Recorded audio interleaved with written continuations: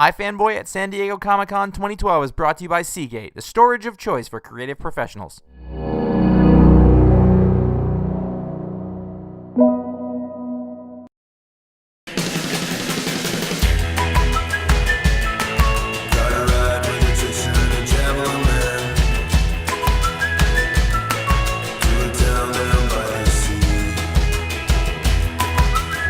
I'm here with the Houghton brothers. Hey. How you guys doing, gentlemen? Great. Excellent, Awesome. excellent. So, astute iFanboy viewers might have noticed a wonderful video they gave us to celebrate the 10th and last issue of REED GUNTHER. That was better than anything we've ever done in 6 years. It's not fair. Hey, you guys make great videos, though. Yeah, they didn't. It wasn't like that. It was. Oh man! Well, look at this one. We're in it right now. It's getting better. Like, it's incredible. Yeah, we're Satan. Yeah. Hey, well, we should mention that it's not the last REED GUNTHER issue. Right. That's good. That was one of the things. Yeah. So this first volume of REED GUNTHER wrapped up. It was one of our favorite books of the past year. Are we going to see more REED GUNTHER? Eventually, yes. Yeah. We're going to take a break. We've got a lot of ideas that we wanted to develop a little bit. Yep. So we're going to come out with a creator-owned miniseries sometime in the near future, and then come back to REED GUNTHER. right, So cool. I've planned out the next 5 issues of REED. It's definitely going to keep going. We really want to get back to it. So you don't have to wait too long, but Okay. it's a short hiatus. And hopefully this thing that we're working on, people will like that as well. So yeah, I mean, the interesting thing with REED GUNTHER is like we loved it, and I often talk about all ages comics. Everyone always thinks all ages equals kids, and it doesn't actually mean that. It just means everyone can enjoy it. Being all ages creators, did you guys feel that kind of pressure to make a kids book, or I think we made a book that we wanted to entertain ourselves with first, and then when we were done with it, it kind of turned out to be this all ages thing, where it was like there's nothing objectionable for children, but like we're not kids and we love it, so you know. Yeah, and it was kind of once we needed to start marketing it, it was like then we thought about who the audience was, and it really was. It was like it was all ages. So, Right. Yeah. Excellent. So how has the reaction been here at San Diego? Has folks come up, asking for more? Or? It's been awesome. I think that my favorite thing is we had a little boy come up, and he had cut out panels of REED and Sterling and glued popsicle sticks to them and made his own adventures with like cutouts from the comic. Wow. We're like, oh, that's great. That's Yeah. awesome. So deface your comics. We love it. Well, that's an idea for a future volume to include in the back An matter. entire cutout And issue. that's what we started to think of. We were Yeah. like, ooh, yes. That could be a good way to plot your issues with the little. You can Yeah, act just them play it out. Yeah. Yeah. Just make your own. Yeah, you do the work. some of the Do heat the off stuff. of Man. So now I want to talk a little about you guys yourselves. You don't just do comics, right? You guys are working. You're in LA doing the LA thing. What do you guys do aside from REED GUNTHER? Well, together we're doing a lot of pitching, so we're trying to get something, maybe an animation going. Cool. I also work as an editor. I edit reality TV shows. That's got to be rewarding, right? It pays the bills. But luckily, I haven't had to edit anything in a long time because I've had so many comic writing gigs. So I just get to do that full time. Yeah, and we just together we just finished Treehouse of Horror story for the upcoming special for The Simpsons, which is really cool. And then and then I work in animation on and off. I was working on that new Disney show Gravity Falls that just premiered a couple weeks ago.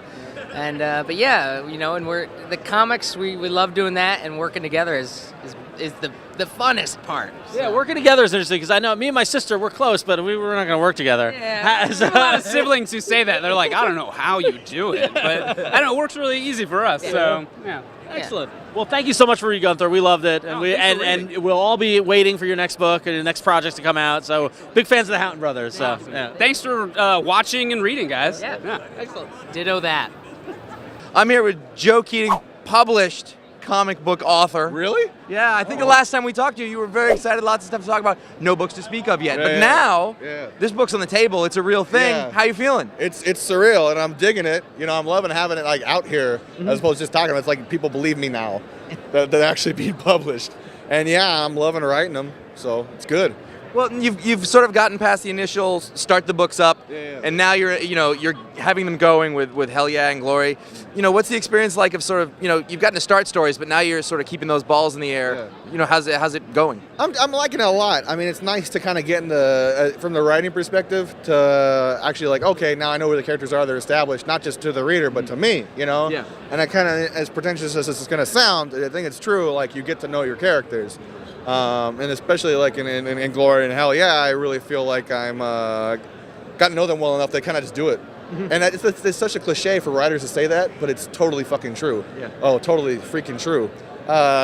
So yeah, It feels good. Like, It feels they're good. doing this. This is the way it's supposed to be. Yeah, I just turn the computer on, load up Scrivener, and they're just writing it.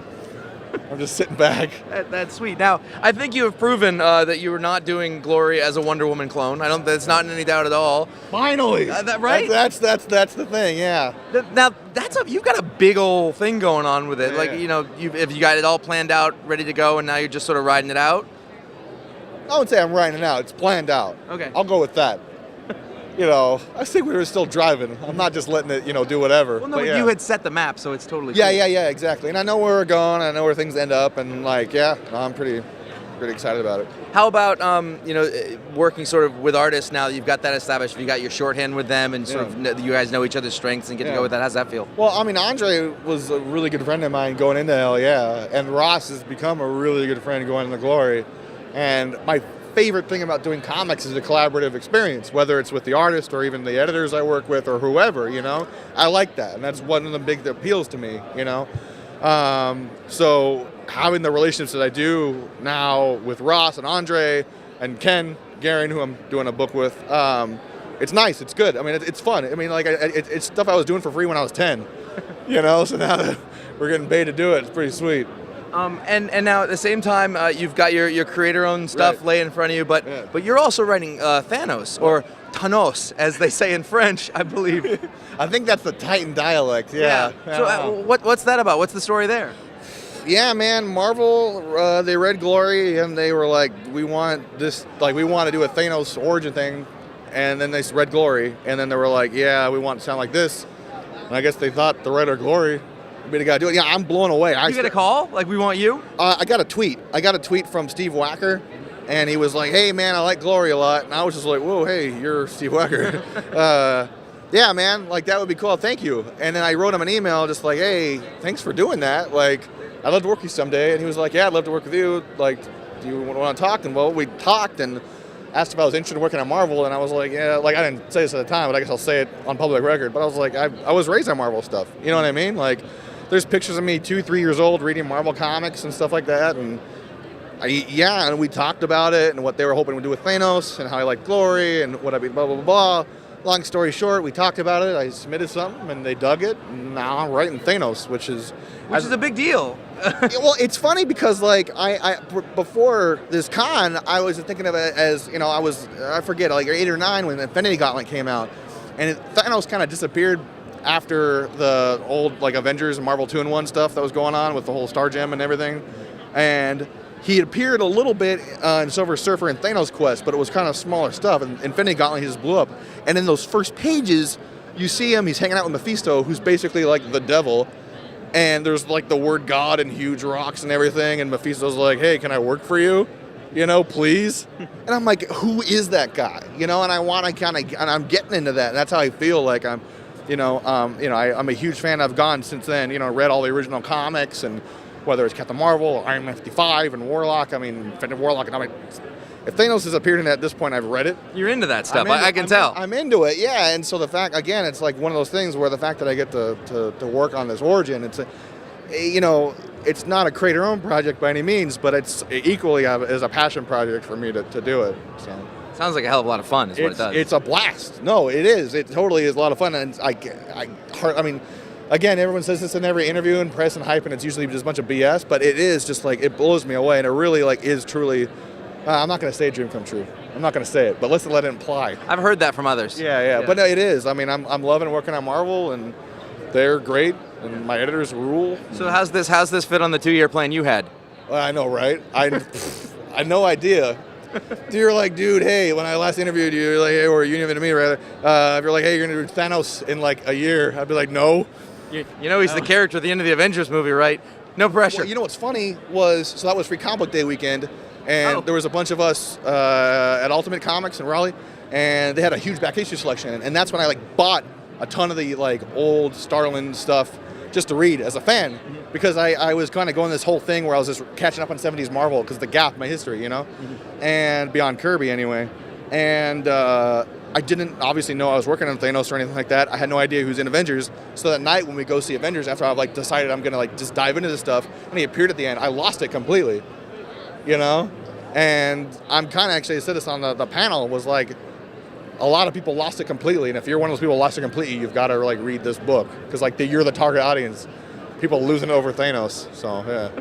Just dropping all over the place. Yeah, I know, Crazy. exactly. No, it's pretty stoked. This is it's pretty rad, man. Yeah, Congratulations. Thanks, man, right? Boom. So Ron, I got this iPad, Okay. but I want to watch movies on it. How do I do that?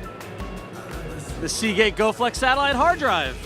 Thank you to Seagate for sponsoring all of our San Diego Comic-Con coverage. This little hard drive can carry all your movies, music, any other media, stream it wirelessly to your tablet. So I don't got to keep it on my hardware. I got to stream it. Exactly, and it works with Android, iPad, whatever you need. The free GoFlex satellite app lets you stream all your content, and you can enjoy it while you're on your flight back to LA. Back to LA. I can just pop a movie on there, watch it on my iPad. No big deal. No big deal at all. Go to Seagate.com/iFanboy. Get 10% off the Seagate GoFlex satellite hard drive only for iFanboy viewers. So go get that. And thank you again for Seagate for sponsoring our coverage.